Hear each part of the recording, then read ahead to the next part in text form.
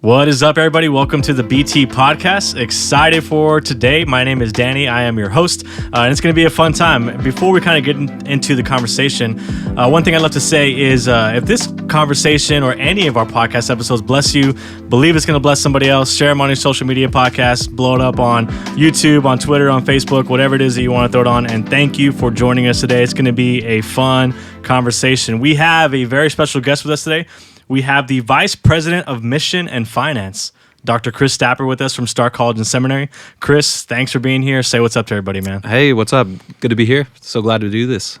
Man, I'm excited to chat with you. I feel like a lot of times with these podcasts, like I get to talk to some really cool people, and I'm just like, I hope this helps somebody, but it's gonna help me for sure. So like if it doesn't help anybody, it helps me, and I'm excited about that. And so I get to enjoy these moments with you guys. And for you, Chris, we've been able to just kind of chat and do ministry together and do different events together and plan events together. And I love your heart, and also I love the way that you often think differently about things, where like, you know, I'll come in from some sort of strategy and you'll just kind of come in with like the most simplistic thought ever. I'm like, why didn't nobody else think of that? But that's just kind of like, I love your outside of the box thinking. And man, it's going to be cool to get into this conversation. Today we're talking about just kind of theological education as a whole. But really looking at the importance of what theology looks like, how it integrates into the local church, and looking at your journey in all of that, because you've kind of been in a lot of different ministry platforms, whether it's in the church or whether it's through the theological education system. So it is going to be fun. But would love to start off, man. Just kind of quickly share your story. Where did you grow up? How did you come to know Jesus? What is your ministry calling like? Yeah, for sure. So I grew up in San Antonio and lived in the same house my entire life while I was at home. In fact, my parents still live in that house. And so like when we go home at Thanksgiving, I'm going home. I'm going back to the same spot. My brother and I would switch rooms every now and again just to feel like we were moving. But lived in San Antonio all my life, always went to church. Church was a big part of my life. And one of the most formative memories I have as a young child, my grandmother played piano, and she wasn't like a good piano player, but she was good enough to go to like some of these country churches. And she would go and play at their vacation Bible schools in the summer, or go play, just any event that they were having. And my brother and I would often stay with our grandparents. So we get drug around to a lot of like these other just kind of random churches. And for some people, that might have turned them off to church, just having to go so much. For me, it created a love for the local church, and seeing it in all of its fun, exciting, weird kind of combination, just going to all of these different churches really made me love the local church. And as I grew up, it was actually my grandmother who kind of led me to the Lord in the earliest memories I have of kind of understanding that I was a sinner, and thanks to Jesus' death and resurrection, that there could be reconciliation with me and God. That happened with my grandmother when I was 5, and then when I was 10 at RA camp, I walked down the aisle, but it wasn't until I was a junior in high school that I actually was baptized in the local church. And faith never really wavered in any of that time. It was just like each moment was kind of a new understanding of, this is what it means to follow Jesus. And youth group was a really important thing for me growing up. And so, graduated high school and eventually made my way to Camp Zephyr and worked out there for a couple of summers. And that was an important part of honing in on kind of my ministry calling and a desire to serve in the local church. Man, that's cool. It's funny because I was like, yeah, we know each other, we do ministry. Yeah. I didn't know anything about your backstory. And it's outside of growing up like in the younger ages within the church, our kind of high school stages are pretty similar. I got saved around my junior year of high school and then went to Zephyr because I was like, and I'm sure you hear this a lot with working with like college students, is like, I feel called to ministry. I just don't know what to do or how to do it, or like, and so it's like that stage of just trying to figure out life, right? And figure out what your ministry calling is, and that's how I felt too. And Zephyr was that spot for me. It was like, all right, I'm called to ministry. I don't know what to do. That place looks cool. I'm going to go hang out there for a couple of years. So that's what I got to do, yeah. No, it was actually, so the summer between my junior and senior year, my last year to go as a camper to Zephyr, that's when I felt called to serve in the local church. But I had no idea what that looked like. And my entire senior year, I was grappling with that. And when I graduated high school, I went to UTSA for a semester. And they're undefeated in football right now. Are they? I didn't even know they had a football team, man. Good for UTSA. Go Roadrunners. No, I was just kind of flailing around because I was majoring in math, but like I felt called to the local church, but I couldn't afford to go to some of the other places, and I didn't want to leave town. Like there were just all these complicated things. And I did not do great, to be honest. My freshman year of college, I stayed home and watched a lot of ER episodes because they were reruns. So, like, missed a Calculus 3 test because it was that time when Dr. Carter and Lucy get stabbed by the crazy guy. And there's just a really important narrative arc that I had to watch. Like, I didn't care at all about school. Yeah. And then I went to San Antonio Community College for a semester. And again, I was just aimless as can be. And there was something about going and working at Zephyr and beginning to serve and working alongside of local churches. And that then became a catalyst, which actually led me to where I work now, Stark College and Seminary. Back then it was the Baptist Learning Center, but it was like all of these small little things. And I went from feeling like I had no purpose, no direction. I had this big calling, but no idea how to ever get there. And then everything started to fall into place. Wow, that's so cool to hear. So I love that, you wrestled with your education. It's like, and everybody does that. It's like college students change a degree like 4 times before they actually find the degree they want to go into. And so for you, what was that educational journey like? So now you have bachelor's degree, multiple master's, doctoral degree. Kind of lay that out for us for a little bit. Yeah. So like I said, started as a math major, just kind of going. I figured maybe I could teach in public school and was on that track.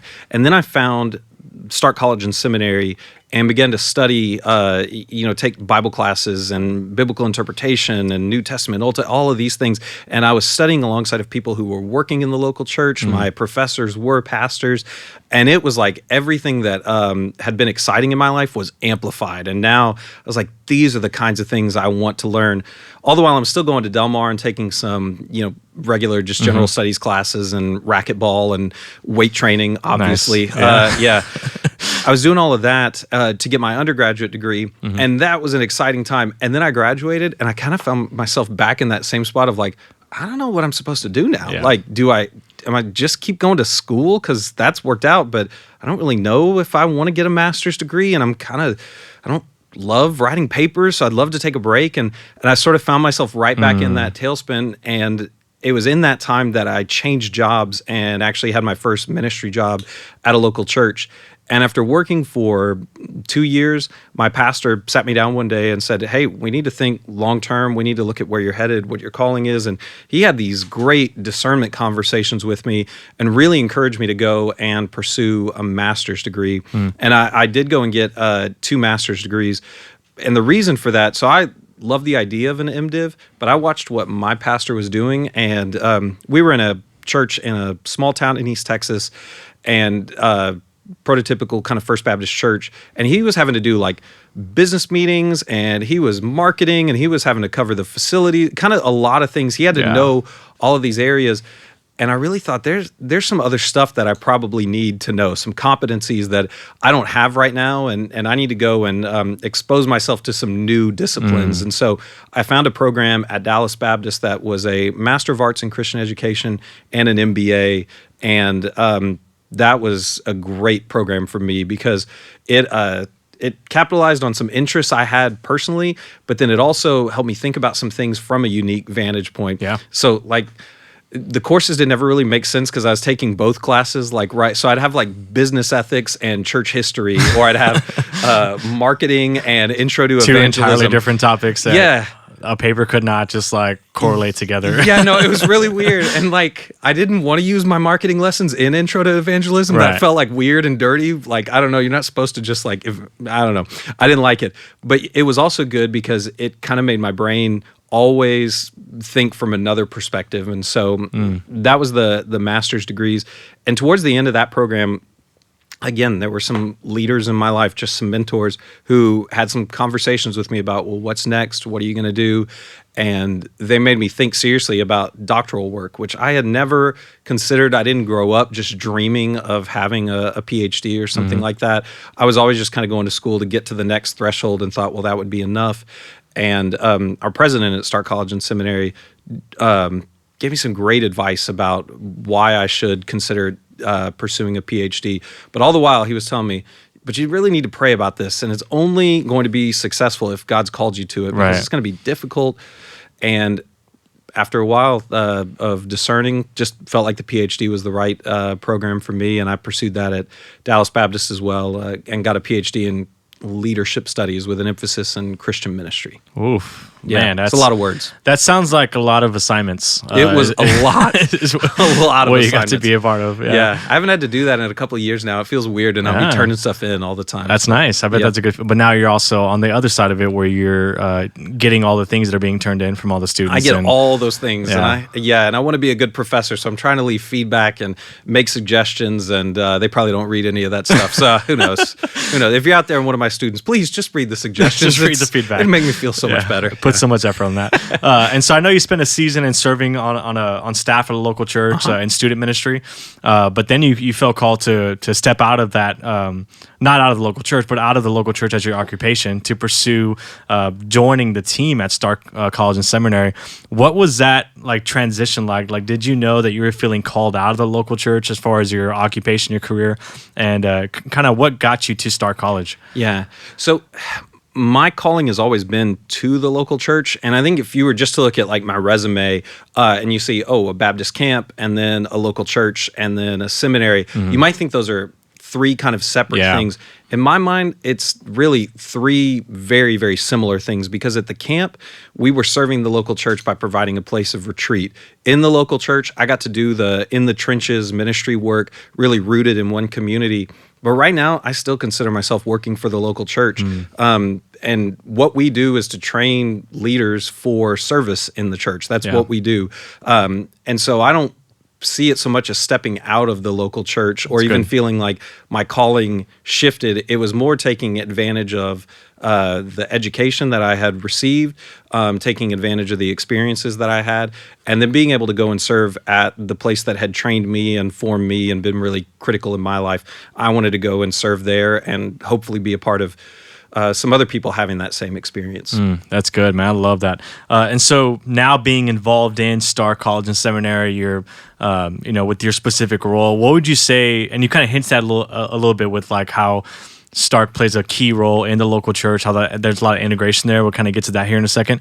But what would you say is like just straight up the mission and vision of Stark College? Yeah, the mission of Stark College and Seminary is to equip the educationally underserved followers of Christ for service in the local church and community.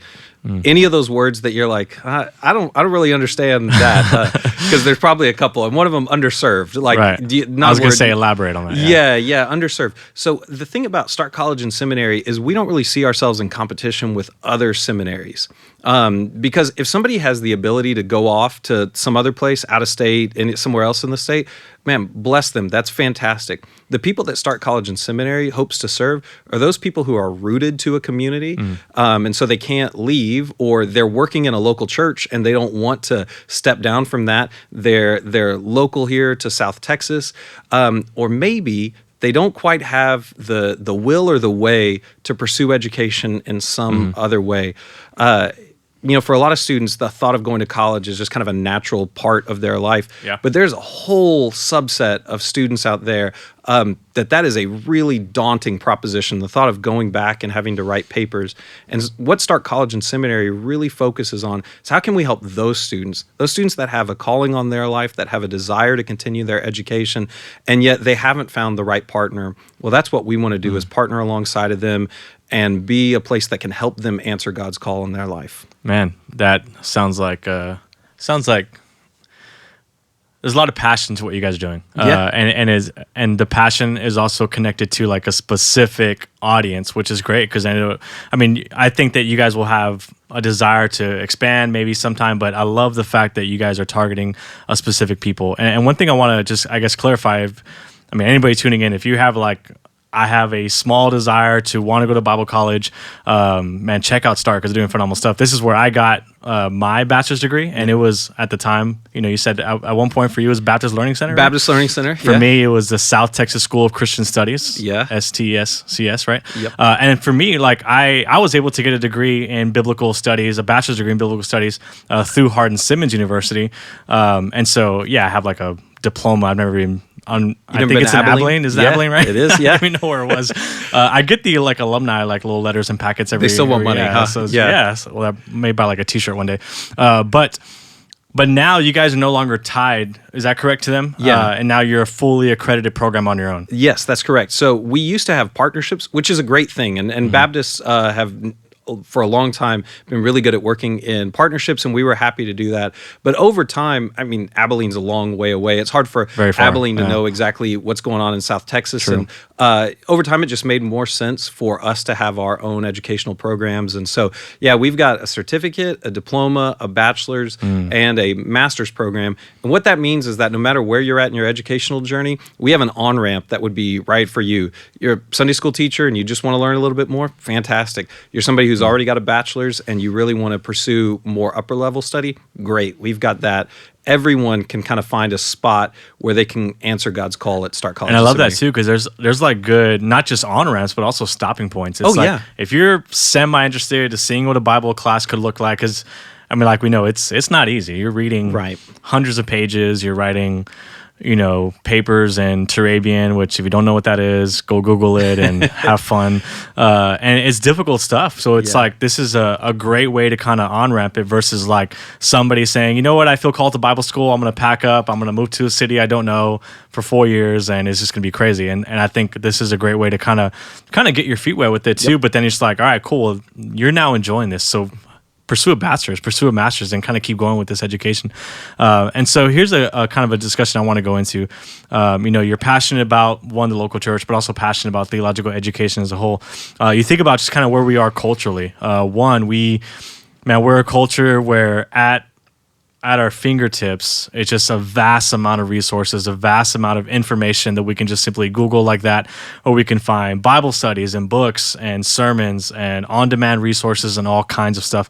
What would you kind of say to like somebody who's maybe like, yeah, I can just go learn on my own, right? I can do at my pace, whatever I want to do, whatever I want to study, versus maybe looking at something like going into a theological educational system like Stark College. Like, what are some ways that you would kind of speak into that, and even looking at the question of like, should people even pursue college anymore because of the vast amount of resources that are out there?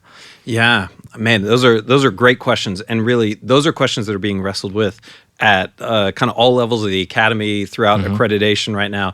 Let's take that first one. And so the idea that there are resources that are like prevalent out there and you can get on the internet, I would say, yeah, absolutely, right? And I mean, what a world that we live in now that, you can have access to anything anymore. You think just not that long ago, to have access to research materials was like one of the things that was a big seller about like, oh, I get to go to that seminary because then I have access to their library. Yeah. That is not quite the seller anymore. It's like, oh, cool, those books. Library? I can get everything I need now on the internet, somewhere that exists on the internet. And so those selling points are not the same thing. And so if the reason to go to seminary before was like, because that's where I'm going to find some hidden information, I don't think that exists anymore, right? And a seminary that tries to sell it is like, oh, no, you have to come here because this is the only place you can learn something. That's not going to be a very effective marketing strategy at all. Instead, I think for me, my experience and what I've been able to see at Stark College and Seminary, it's not that information transfer is the goal of seminary, or at least shouldn't be the goal of seminary. And if you're thinking, well, yeah, I wouldn't go there because I can get the data there and pay a bunch of money for it, or I can get the data on the internet for free. Yeah, that's not a very good reason to go to seminary. Seminary is a formative process. Yeah. The process of school is a character building moment, not just information transfer. Certainly there is information transfer. You have to read, you have to study, you have to prepare for tests. But there's something else that happens in school. And we talk about like submitting an assignment, right? That's a pretty normal thing. That's actually one of the most critical things about theological education, and why I would say it's important to go to seminary is because you get to actually practice a spiritual discipline, right? There's no spiritual discipline of just watching. Like, we can watch things. There's no spiritual discipline of just listening to a podcast. But there is the spiritual discipline of submission. Yeah. And when you submit an assignment, that seems like a pretty small thing. Like, no, I'm just turning in a paper. But praying I get a C. Yeah. But let's say you do get a C or a B or whatever. You know what you get in that moment is you are actually submitting yourself to somebody else. Yeah. You're saying, you're an expert and I'm giving this to you for your feedback and critique. And you're opening yourself up to a kind of love that most of us don't really want. And that is that love that comes through honesty and through telling the truth, right? So you give your paper to somebody else and they tell you, here's where you could have done better. Here's a mistake that you made. Here are the things that I'd like to see different on the next paper. You have then opened yourself up for critique. You have recognized the limits of your own knowledge, and you have allowed this other person to speak into your life. Yeah. That doesn't happen when you just watch a podcast. Though podcasts are great, that doesn't happen when you just read a book on your own. Though reading books on your own, those are all very, very good things. But when you go to seminary, when you're actually in the educational process, there are other character building things at work. And that's a very humbling process too. Oh, yeah. I mean, even just in the workforce or anything, like receiving critique, receiving feedback can either, I mean, you'll either approach that in a sense of humility or a sense of pride where you're like, no, you know what? Like, I'm right, you're wrong. Yeah, and no. It's a very difficult thing to have to walk through with that, yeah. Yeah, I was good at school. I mean, like, school's kind of always come naturally to me, and I got into the PhD work, and man, some of the first grades I got were awful. And I remember thinking I should quit. I can't hack it. This is terrible. I'm getting all this these awful comments, and school's always been easy. I must have reached the limit of what I was supposed to do until, again, talking to some mentors who reminded me, no, that's why you're here, is to get better.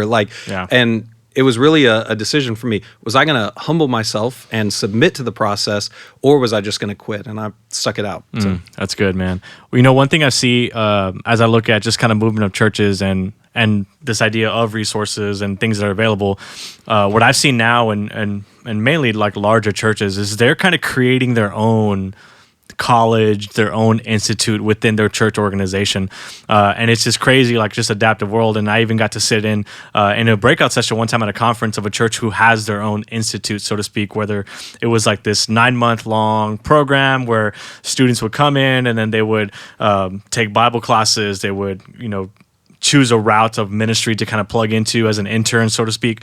And then the director of the institution even went as far as to saying like where we are now, because we built this within our organization, is we no longer look to seminaries to hire our staff, is we hire from within, from these institutions, et cetera, because they're able to, I guess, do their training on their own. They're not, relying on a seminary type of training. So what would you kind of say to that?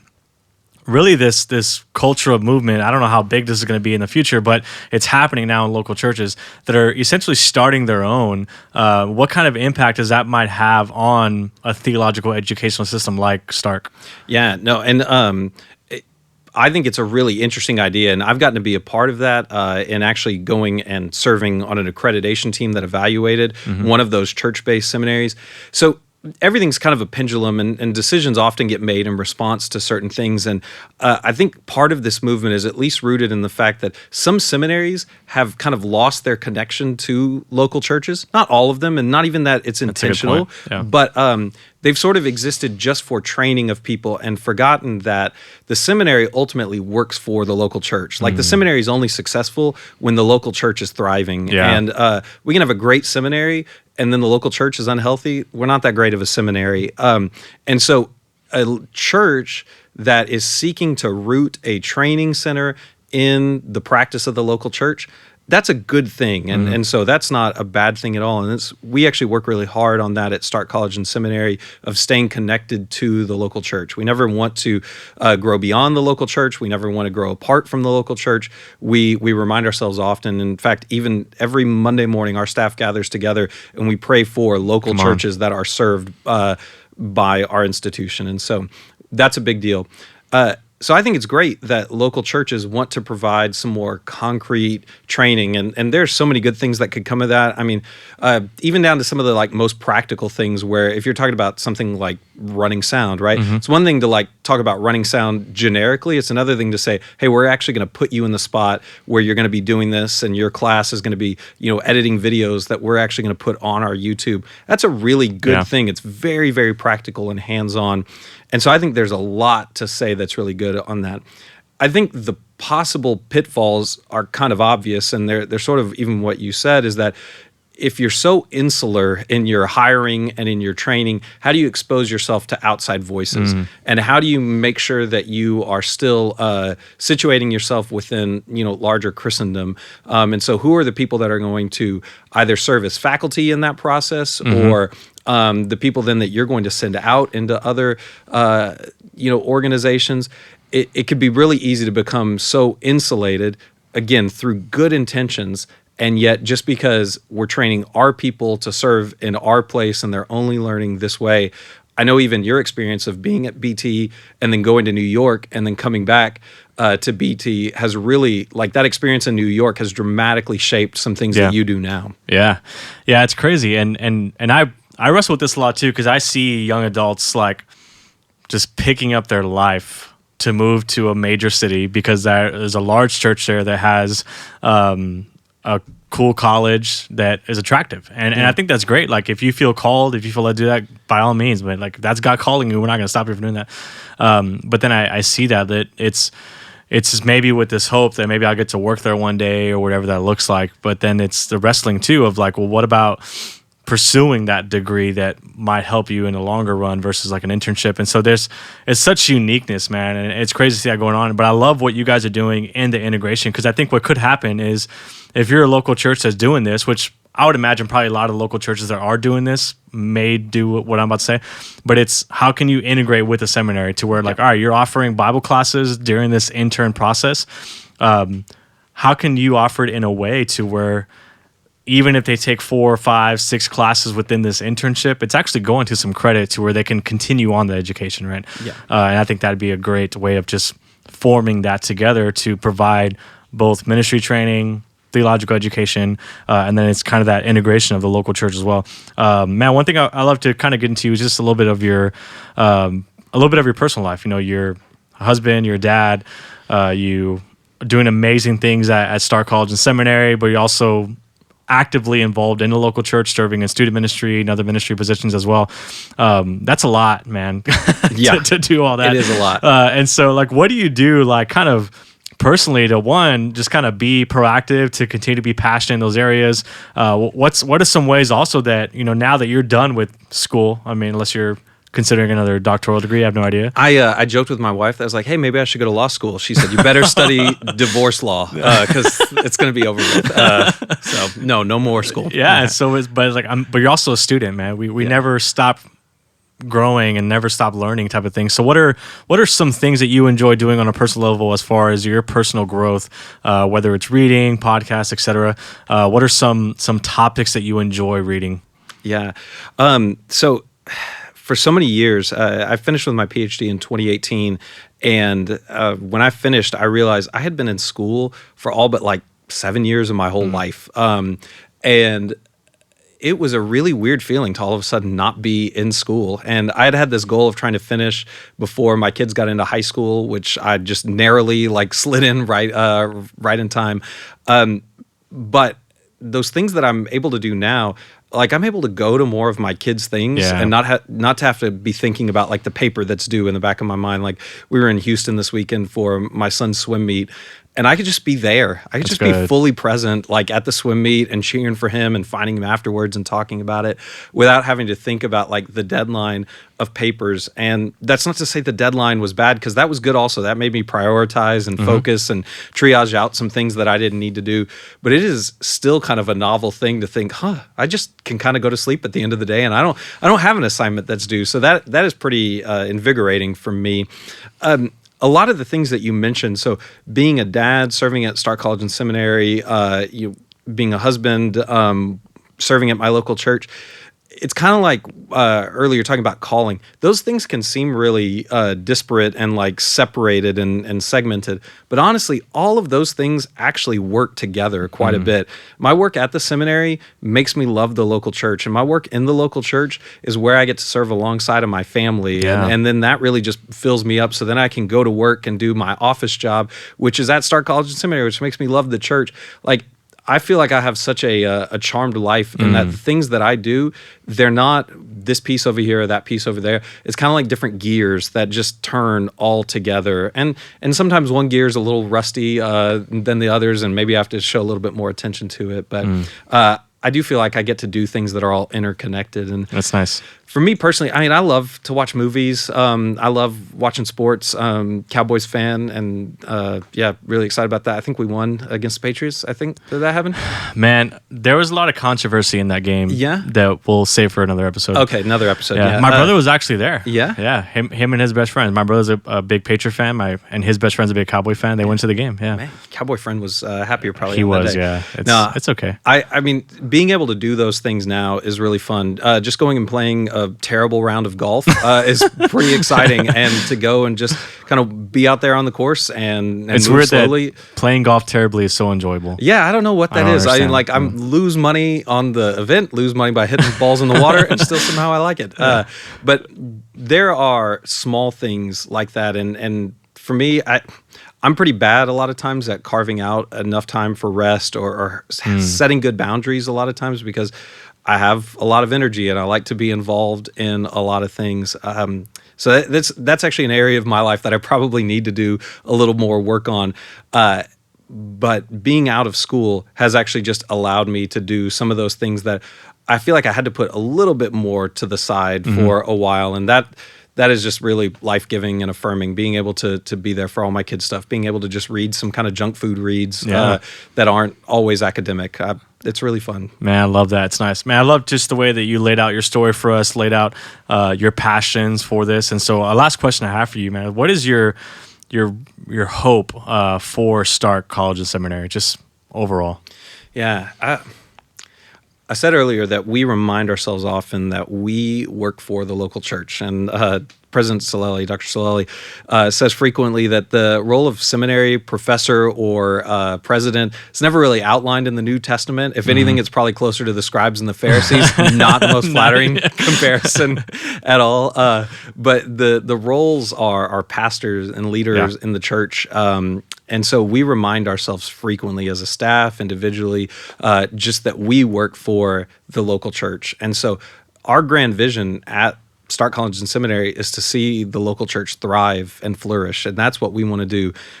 All of our programs are geared towards serving in the local church. They're geared towards preparing men and women how to think rather than what to think, but teaching them how to develop critical thinking skills, giving them a few more tools that they might be able to deploy, connecting them with other ministers from around the region, because we want to see the local church flourish. And so here in the Valley, in Corpus Christi, all throughout Texas, we just want to see the local church thrive, and that's our vision at Stark College and Seminary. Man, I love it. Well, Chris, Dr. Stapper, thanks for joining us today, man. What a great conversation, and I pray that it blesses anybody tuning in.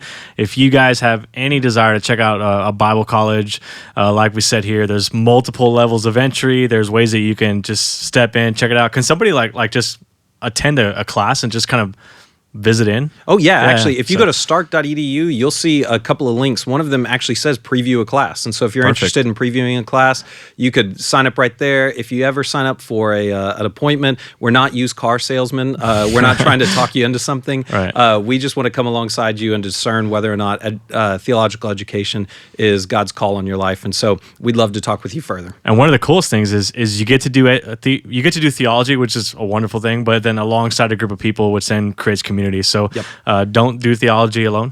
Practice it within community, and being a part of a seminary is a great way of doing that. So thank you guys for tuning in, and we'll see you all next time.